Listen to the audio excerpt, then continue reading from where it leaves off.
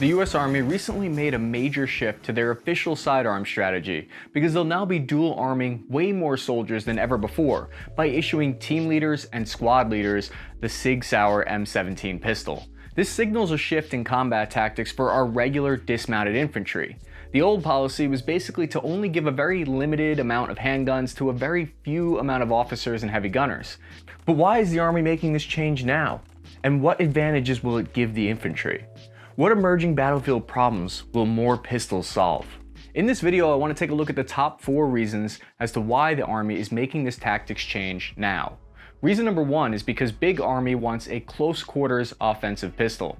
When they upgraded from the M9 Beretta to the M17, they decided to take that switch as an opportunity to modernize their sidearms tactics.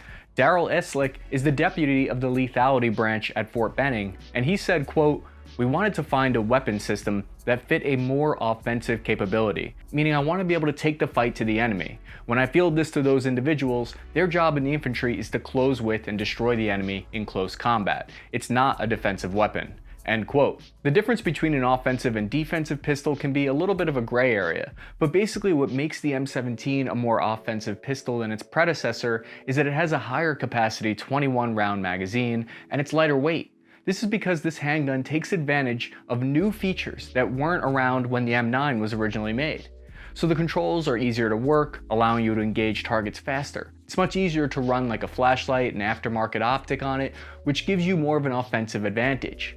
You've got a slide cut out to add a reflex sight, for instance. The new M17 has ambidextrous thumb safeties and a loaded chamber indicator. It's also lightweight since it's made almost entirely out of polymer plastic, which makes it faster to fire and gives it more offensive abilities.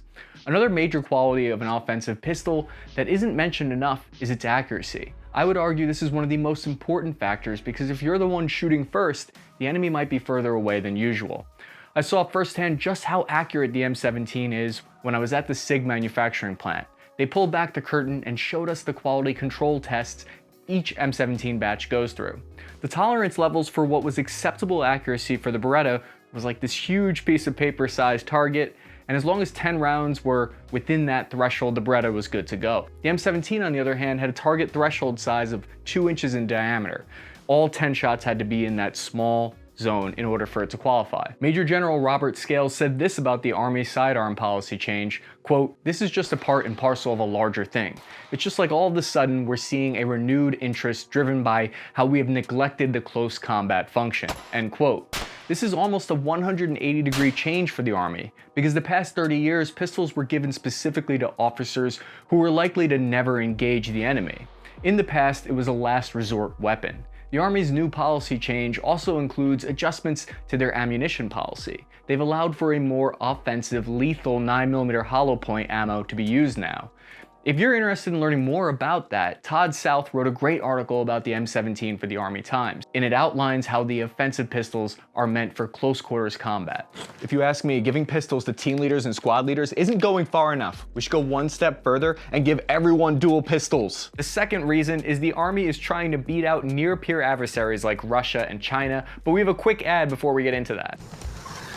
How am I gonna fit in here with this full-size gun?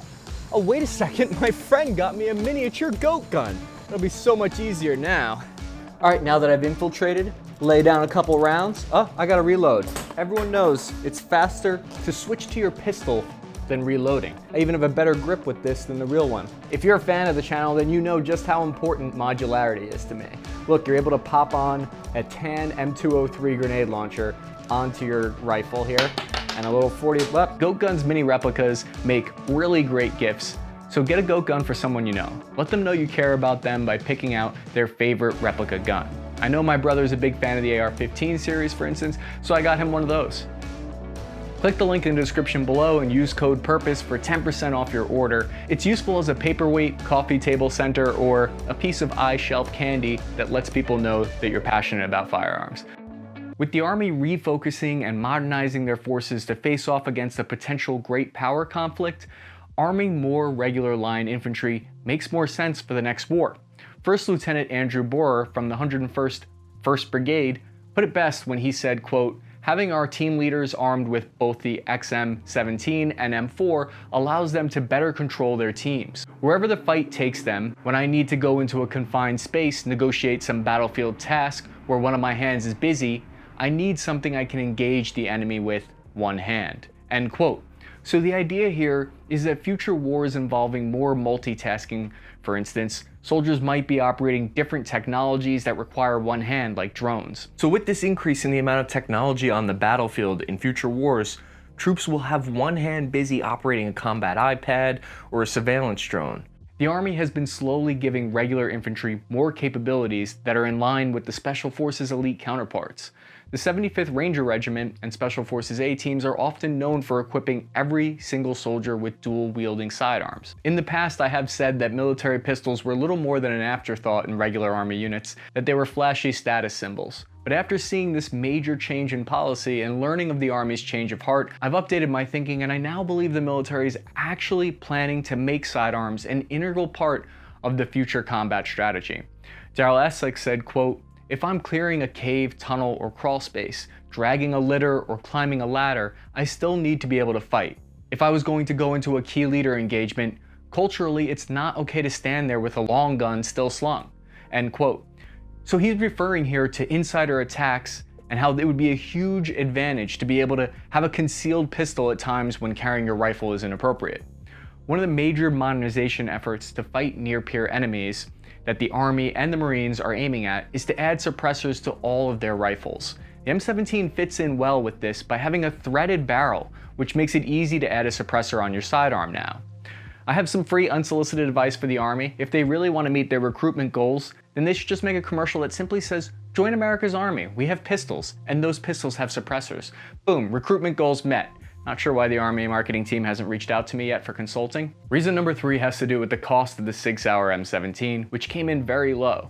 Different articles quote either about $180 or $207 for this handgun. This low cost allows the Army to afford to be able to arm more regular infantry. They were able to underbid the competition thanks in part to some new robotic manufacturing processes that SIG Sauer's CEO Ron Cohen invested heavily in. When I picked up the gun, I could feel how lightweight it is, and thanks to it being made out of an entirely durable but inexpensive plastic polymer. By lowering the price of the pistol, the Army can invest more money in ammo and range time for training soldiers on the additional pistol shooting fundamentals. Since the service adopted the handgun in 2017, SIG Sauer Inc. has delivered 59,000 M17s and plans to supply an additional 350,000 of these new 9mm pistols over the next 5 to 7 years. SIG Sauer won the $580 million contract by beating out Glock, FN America, and Beretta USA. Listen, they can say this is about improving close quarters combat all they want, but we all know what this really is about. It's a brilliant move to incentivize getting promoted to a thankless job of team leader. When I first enlisted, if you told me I get to carry an M17 sidearm, then maybe I would have been more squared away and wouldn't have slept in the porta-john and avoided all those details. Maybe I would have made team leader much sooner. Reason number 4 is the new training. The Army will now be adjusting how they approach pistol training, which was completely an afterthought in the past. Many of you in the comments section have pointed out how horrible the shooting stance and grip of all the soldiers at the pistol range in the footage that we show. So Big Army is always looked at, pistols are bonus training. And they don't really care if you pass or fail in the pistol range, but that's about to change. They're now going to have more soldiers who are qualified on the M17, which means the skills associated with pistol shooting will be more widespread in the service. This new pistol operates on a striker-fired system, which I think is easier to train on than the legacy pistol. The M9 is a double action, so that first shot is a heavier trigger squeeze. The new pistol doesn't have that, so training is much easier. Major General Robert Scales said this about the sidearm training, quote, "What's often missed in all of this is the value of just plain shooting. It's not that Special Operations has a better pistol, it's that shooting becomes an extension of their arm. It's second nature for them. There's no substitute for shooting 2,000 rounds a month," end quote. So the 101st Airborne Division is creating a new dual weapons training course, which is going to focus exclusively on firearms transitions between your primary rifle and then switching to your M17 sidearm and re-engaging the enemy. Because remember folks, switching to your sidearm is always faster.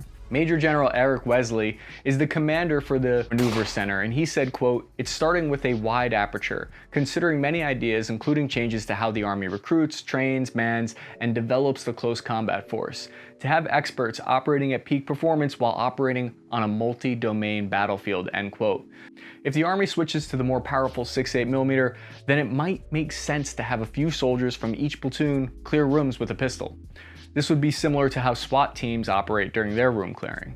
Those are the reasons why I think the Army is changing their sidearm policy and dual arming far more soldiers than ever before. Let me know in the comment section if you think I missed any reasons or if you disagree with my theory. Maybe you're one of the soldiers like me who have used the Legacy M9 Beretta and the M17. Let me know which you think is better.